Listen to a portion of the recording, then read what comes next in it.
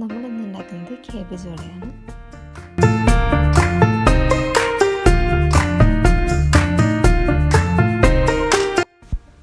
Ingredients ഒക്കെ ഇവിടെ കൊടുത്തിട്ടുണ്ട്. അപ്പോൾ ഞാൻ സാധനങ്ങൾക്ക് ആദ്യം എടുത്ത് വെച്ച് ഇനി നമുക്കിത് ചെറുതായിട്ട് കട്ട് ചെയ്തിട്ട് മാറ്റി വയ്ക്കാം. ആദ്യം ഒരു പാത്രം എടുത്തിട്ട് നമ്മൾ കാബേജൊക്കെ ചെറുതായിട്ട് കട്ട് ചെയ്തിട്ട് ഇടണം. അതായത് മാക്സിമം കട്ടി കുറച്ചിട്ട് അരിയാൻ ശ്രമിക്കുക. ഇതുപോലെ തന്നെ എല്ലാ ഇൻഗ്രീഡിയൻസും അരിഞ്ഞെടുക്കുക.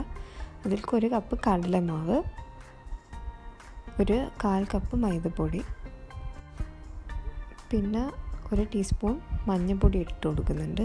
അതിൻ്റെ കൂടെ തന്നെ 2 ടീസ്പൂണാണ് മുളക് പൊടി ഇട്ട് കൊടുക്കുന്നത്. അപ്പോൾ ഇനി എരിവ് കുറച്ചുകൂടെ വേണമെന്നുണ്ടെങ്കിൽ ഒന്നെങ്കിൽ മുളകിൻ്റെ അളവ് കൂട്ടാം, അതല്ലാന്നുണ്ടെങ്കിൽ മുളക് പൊടിയുടെ അളവ് കൂട്ടാം. ഇതിലേക്ക് ഇനി 1 ടീസ്പൂൺ ഉപ്പിട്ട് കൊടുക്കുന്നുണ്ട്. എരിവൊക്കെ അവസാനം ചെക്ക് ചെയ്തിട്ട് വേണമെങ്കിൽ ഇട്ട് കൊടുക്കാവുന്നതാണ്. ഇനി അടുത്തത് നമ്മൾ ഇട്ട് കൊടുക്കുന്നത് ഇഞ്ചി വെളുത്തുള്ളി പേസ്റ്റാണ്. അതും ഇതുപോലെ തന്നെ 1 ടീസ്പൂൺ വീതമാണ് ഞാൻ എടുത്തിട്ടുള്ളത്. അതായത് വല്ലാണ്ട് കൂടിപ്പോയാൽ നമ്മുടെ കാബേജ് വടയുടെ ടേസ്റ്റ് മാറിപ്പോകും. അപ്പോൾ അത് മെയിൻറ്റെയിൻ ചെയ്യാനാണ് പാകത്തിനെടുക്കുന്നത്. ഇനി ഇത്തിരി വെള്ളം ഒഴിച്ചിട്ട് എല്ലാതും കൂടെ നന്നായിട്ട് കുഴച്ച് മിക്സാക്കി എടുക്കണം.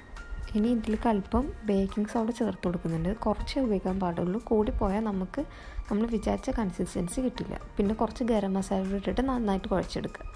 അപ്പോൾ മാവ് റെഡി ആയിട്ടുണ്ട്. ഇനി എണ്ണ ചൂടാക്കി നമുക്ക് കുറച്ചെടുത്തിട്ട് പൊരിച്ചെടുക്കാം.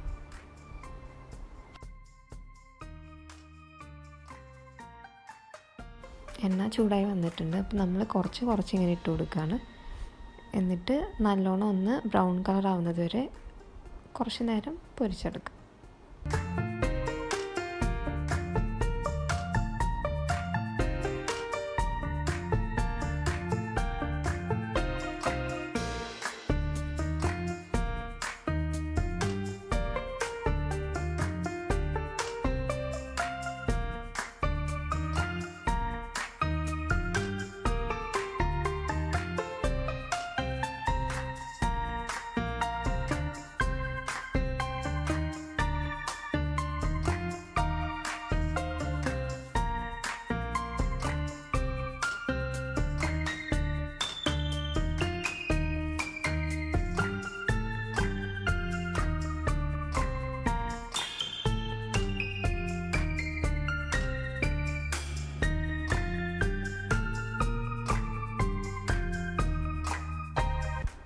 അങ്ങനെ നമ്മുടെ കാബേജ് വട ഇവിടെ റെഡി ആയിട്ടുണ്ട്.